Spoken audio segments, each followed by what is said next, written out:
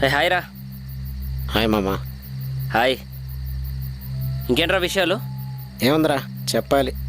అవును, నిన్నెవరిదో పెళ్ళికి వెళ్ళాను. ఎవరిదిరా పెళ్ళి? అది మా చిన్ననాటి స్నేహితుడిదిరా. రెండో పెళ్లి చేసుకుంటాను రమ్మంటే వెళ్ళాను. కానీ తర్వాత వాడే చెప్పాడురా. వాడి ఫస్ట్ భార్య దేవత అంటరా. ఫస్ట్ పెళ్ళని దేవత అయితే రెండో పెళ్ళని తీసుకున్నాడు రా. అంటే రెండో పెళ్లి చేసుకున్న తర్వాత అర్థమైంది అమ్మని అమ్మ దేవతని. ఇట్లా కూడా ఉంటారా జనాలు?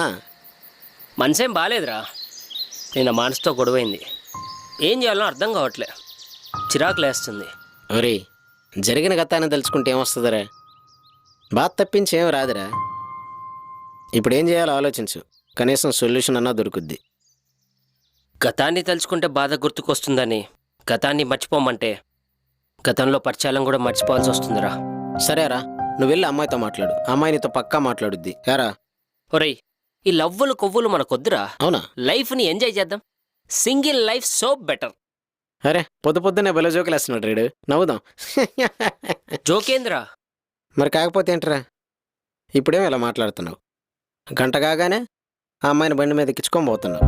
నైట్ అంతా ఫోన్లో మాట్లాడుతున్నావు. పొద్దున్న ఇక్కడికి వచ్చి పత్తి ముచ్చట్లు చెప్తున్నావు. అమ్మాయి మీద నేను చాలా హట్ అయిపోయాను రా. అయినా ఆ అమ్మాయి నీ మంచి కోసమే చెప్పింది. ముందెళ్ళి ఆ అమ్మాయిని కలవరా. ఇన్ని రోజులు మంచి చెప్పని వాళ్ళు జాబ్ రాగానే మోటివేషనల్ స్పీకర్లు అయిపోతారా? ప్రతి ఒక్కరికి టైం వస్తుంది. ఆ టైం వచ్చిన రోజు వాడిది. అమ్మాయికి అంత ఈగో ఉంటే అబ్బాయిలం మనకెంత ఉండాలిరా? ఈగోనే 3 అక్షరాల గురించి లైఫ్ అనే 4 అక్షరాలను దూరం చేసుకుంటావా?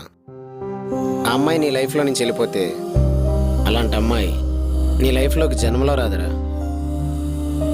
ఆలోచించుకో. వెళ్ళి కలు. సరేరా, వెళ్ళి కలుస్తాను. నేను చెప్పడం మర్చిపోయాను, నాకు జాబ్ వచ్చింది. ఆ విషయం నాకు కాదురా, ముందెళ్ళి అమ్మాయికి చెప్పు. చాలా హ్యాపీగా ఫీల్ అవుద్ది. వెళ్ళి కలుస్తా. సరే బాయ్. పోయిరా.